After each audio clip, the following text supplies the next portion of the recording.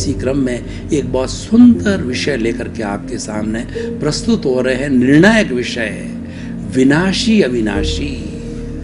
भाई और बहनों, इस दुनिया, ये जो सारा जो जगत बना हुआ है, ये दो तत्वों से बना हुआ है। एक तो जड़ है और दूसरा चेतन है। तीसरा कोई तत्व नहीं है, इसका मिश्रण जरूर है। हर जीवित प्राणी का जो शरीर है वो जड़ और चेतन का मिश्रण है, लेकिन मुख्य तौर से ये दोनों ही तत्व है। तो ये जड़ और चेतन तत्व या विनाशी अविनाशी, ये क्या होते हैं, पहले इसकी परिभाषा समझते हैं। जड़ किसे कहते हैं? जड़ पुद्गल को कहते हैं, जड़ परमाणुओं को कहते हैं। और जड़ का जो गुण क्या होता है, उसमें वर्ण होता है, गंध होता है, रस होता है, स्पर्श होता है।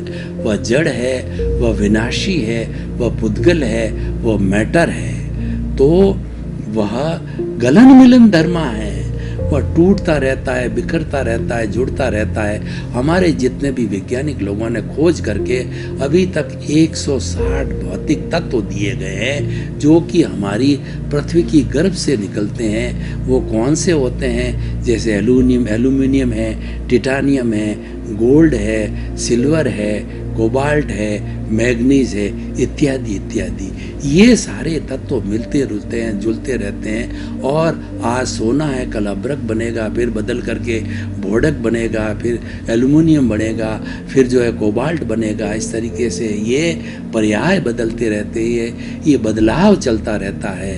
तो जो ये सारा जड़ पदार्थ गलन मिलन धर्मा है और इसका प्योर तत्व है वो परमाणु है। परमाणु का भगवान महावीर स्वामी, जड़ का प्योरेस्ट तत्व है वो परमाणु है। भगवान महावीर ने परमाणु की परिभाषा दी है कि परमाणु पुद्गल का वो शुद्ध तत्व है जो आँखों से दिखाई नहीं देता है, जो नॉन डिस्ट्रक्टिव है, और वह जो है नॉन, उसके कोई टुकड़े नहीं होते हैं और टुकड़े नहीं किए जा सकते हैं, तोड़ा नहीं जा सकता, आँखों से दिखाई नहीं देता है, नॉन विजिबल है। वो किसी भी विज्ञान के जो है वो उपक्रम से नहीं देखा जा सकता है। उसको देखने के लिए हमारी प्रत्यक्ष शक्ति जो अवधि ज्ञानी है, मनोप्रयोग ज्ञानी है और केवल ज्ञानी है, आत्मा के आलंबन से ही उनको देख सकता है, विशुद्ध है। जब एक परमाणु दूसरे परमाणु से मिलता है तब वह अशुद्ध हो जाता है। द्विपरमाणु, चतुपरमाणु, अष्टपरमाणु, और ये मिलते मिलते ये सारे हमारे बड़े बड़े मकान हैं, ट्रेन है, फ्लाइट है, रेलगाड़ी है और ये सारी सड़कें हैं। ये पूरी सृष्टि जो जड़ तत्व है वो सृष्टि उससे मिली। और पेड़ पौधा जो हमारा जितने भी ये वनस्पति है ये चेतन तत्व है और ये जड़ का मिश्रण है, वो आगे आपको बताएंगे। तो अविनाशी, अब हम अविनाशी बात करते हैं। चेतन तत्व अविनाशी है। चेतन तत्व भूत में भी वही था, वर्तमान भी वही है और भविष्य में ही रहेगा। चेतन में कोई बदलाव नहीं आता है। बदलाव आता है मात्र जड़ के अंदर आता है। चेतन तत्व स्थायी तत्व होता है, किसी समय में कोई बदलाव नहीं आता है। और वो हमारा चेतन तत्व की जो परिभाषा की गई है, असंख्य चेतनामय परमाणुओं के पिंड को आत्मा, जीव, चेतन तत्व, कॉन्शियसनेस कहा गया है। इसके 23 नाम हैं। कोई भी नाम लीजिए, भाव ये है कि वो चेतन तत्व होता है। और चेतन तत्व का जो गुण होता है जड़ से भिन्न होता है। जड़ कभी चेतन नहीं हो सकता, चेतन कभी जड़ नहीं हो सकता। और उसके गुण क्या है कि वह जो है वो फीलिंग्स होती है और उसके अंदर सुख दुख की अनुभूति होती है। वो ग्रोथ करता है, प्रजनन करता है, अपने जैसा नया जीव बनाता है और उसकी फीलिंग संवेदनाएं होती है। इस तरीके से 9 कैरेक्टरिस्टिक उसके हमारे आगमों में बताए गए हैं। और हमारा जो वैज्ञानिक पक्ष है उसने भी 9 कैरेक्टरिस्टिक भौतिक तत्वों को मिला के, दोनों एक है लेकिन दोनों को एक रहते हुए भी जो है वो हम भौतिक तत्वों को जो है वो दोनों को जो है दोनों, वो चेतन अलग है, जड़ अलग है, दोनों साथ रह सकते हैं। हमारा ये शरीर है वह मिश्र चेतन है, वो यानी इसके अंदर चेतन आने से ये जो जड़ तत्व है वो हिलता है, डुलता है, खाता है, पीता है, उठता है, बैठता है और सारा चिंतन करता है।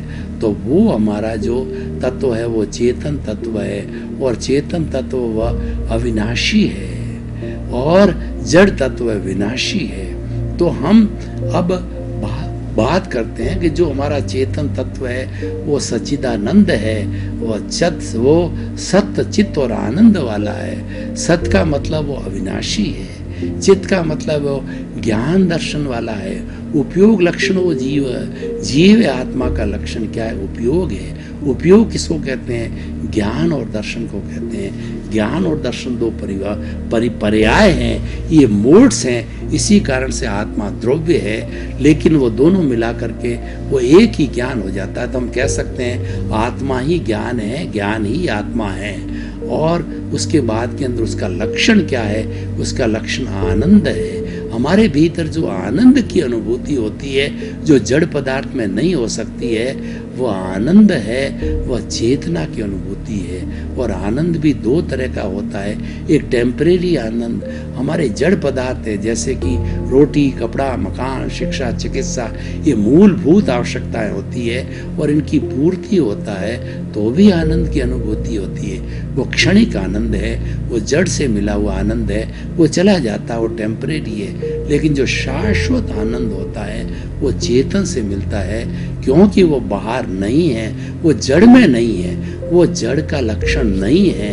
जड़ तो वर्ण गंध रस स्पर्श वाला है, वो चेतन का है और चेतन में होती। इसलिए भाई और बहनों, सुख जो है वो बाहर नहीं ढूंढा जाए।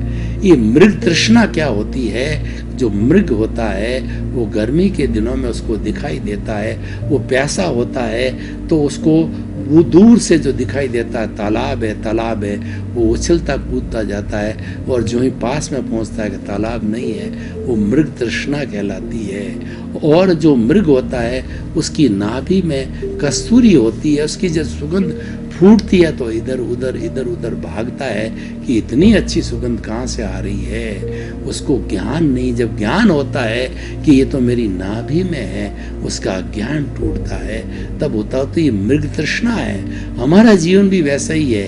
हम रोटी में, कपड़े के अंदर और खाने में, पीने में, घर में, मकान में, धन में, दौलत में ये सुख ढूंढते हैं। सुख मिलता है, वो क्षणिक है, पर जो ही वो चीज़ चली जाती, अच्छा भोजन चला गया, सुख चला गया, मकान चला गया, सुख चला गया, गरीब हो गए तो फिर दुख आ गया, और हमारे घाटा लग गया तो हमको दुख हो गया।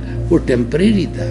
लेकिन आत्मा का सुख अजस्र सुख है, जो वो नाभि में कस्तूरी की तरह है, वो कहीं जाता नहीं, उसकी नाभि में ही रहता है। तो हमें वो शाश्वत सुख को पाना है।